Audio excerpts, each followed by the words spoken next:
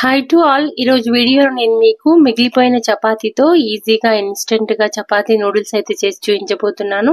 చాలా చాలా టేస్టీగా ఉంటుంది. తప్పకుండా ట్రై చేయండి. మనం జనరల్గా చపాతీ కానీ రోటీ కానీ జొన్న రోటీతో కూడా దీన్ని ప్రిపేర్ చేసుకోవచ్చు. చపాతీ కానీ రోటీ కానీ ఎక్కువగా అయితే అలాగే ఉంచేసి ఒక్కొక్కసారి తింటూ ఉంటారు, కొంతమంది ఒక్కొక్కసారి పడేస్తూ ఉంటాము. సో అలా కాకుండా ఇలా ప్రిపేర్ చేసుకున్నట్టయితే ఈవినింగ్ స్నాక్ ఐటమ్ గా చాలా చాలా బాగుంటుంది. తప్పకుండా ట్రై చేయండి. ఈ వీడియో అయితే మీకు ఖచ్చితంగా యూస్ఫుల్ అవుతుంది. వీడియో స్కిప్ చేయకుండా మొత్తం చూడండి.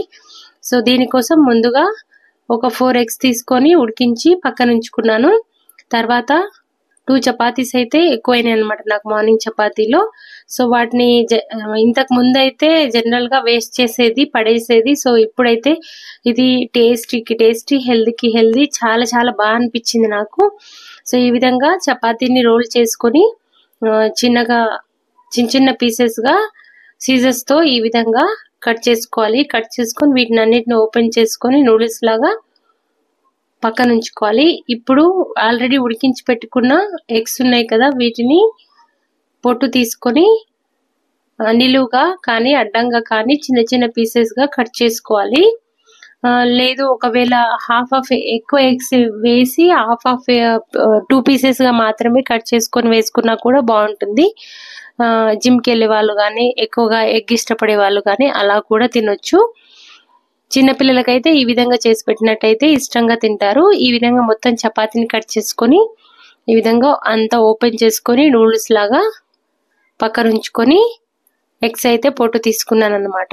ఇప్పుడు ఒక 4-5 ఆనియన్స్, కొంచెం ఆనియన్స్ ఎక్కువ వేస్తేనే టేస్ట్ అనేది బాగా వస్తుంది.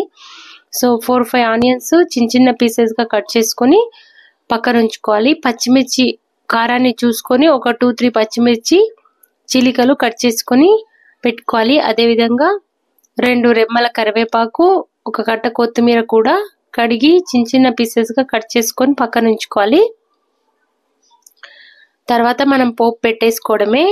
టేస్ట్ అనేది చాలా చాలా బాగుంటుంది. ఈ వీడియో ఖచ్చితంగా మీకు హెల్ప్ అవుతుంది. తప్పకుండా ట్రై చేసి మీకు ఎలా కుదిరింది అనేది కామెంట్ బాక్స్ లో షేర్ చేయండి.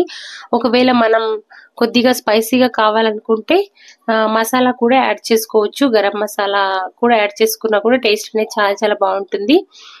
ఇలా ఎగ్ లేకుండా వితౌట్ ఎగ్ కూడా ప్రిపేర్ చేసుకోవచ్చు, విత్ ఎగ్ ప్రిపేర్ చేసుకోవచ్చు. లేదంటే చికెన్ పీసెస్ ని ఫ్రై చేసుకొని కూడా దీనిలో యాడ్ చేసుకొని చికెన్ రోటీ మసాలా కూడా ప్రిపేర్ చేసుకోవచ్చు. మనకు చాలా చాలా టేస్టీగా ఉంటుంది, హెల్త్ కూడా బాగుంటుంది. తప్పకుండా ట్రై చేయండి. మీకు ఎలా కుదిరింది అనేది కామెంట్ బాక్స్ లో షేర్ చేసుకోవడం మాత్రం మర్చిపోకండి.